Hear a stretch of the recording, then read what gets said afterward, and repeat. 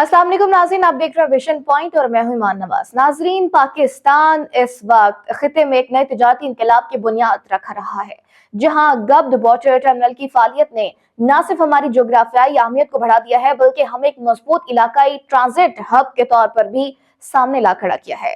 National logistic corporation के तहत इस टर्मिनल को TIR निजाम के जरिए फाल किया गया है, जिसके बाद पाकिस्तान को ईरान और वस्ती एशिया तक एक जदीद, महफूज और मुख्तसर रास्ता मुयस्सर आ गया है।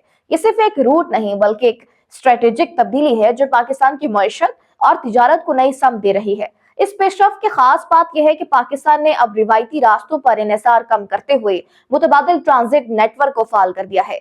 ईरान और तुर्कमानिस्तान के जरिए नए रेलवे और रोड कॉरिडोर्स खोले जा रहे हैं, जबकि चीन और किर्गिस्तान के साथ जमीनी राबतों को भी वुसअत दी जा रही है। इसका मतलब यह है कि पाकिस्तान अब सिर्फ एक मुल्क नहीं, बल्कि पूरे खिते को जोड़ने वाला एक अहम तिजारती पुल बनता जा रहा है। सबसे अहम पहलू यह है कि पाकिस्तान ने अफगानिस्तान को बाईपास करते हुए ईरान के रास्ते बराह रास्त वस्ती एशिया तक रसाई हासिल कर ली है।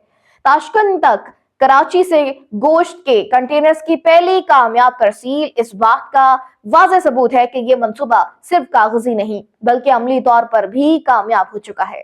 ये कदम न सिर्फ बरामदात में इजाफा करेगा, बल्कि पाकिस्तान के ताजरों को एक महफूज और तेज रफ्तार रास्ता भी फराहम करेगा।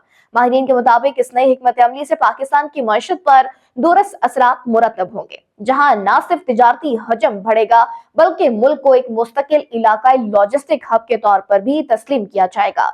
यह वो मकाम है जहां जोग्राफिया, सिफारतकारी और मईशत एक साथ मिलकर पाकिस्तान को एक नई ताकत में तब्दील कर रहे हैं। अल्हम्दुलिल्लाह, पाकिस्तान एक बार फिर तरक्की, इस्तेहकाम और इलाकाई क़यादत की तरफ बढ़ रहा है।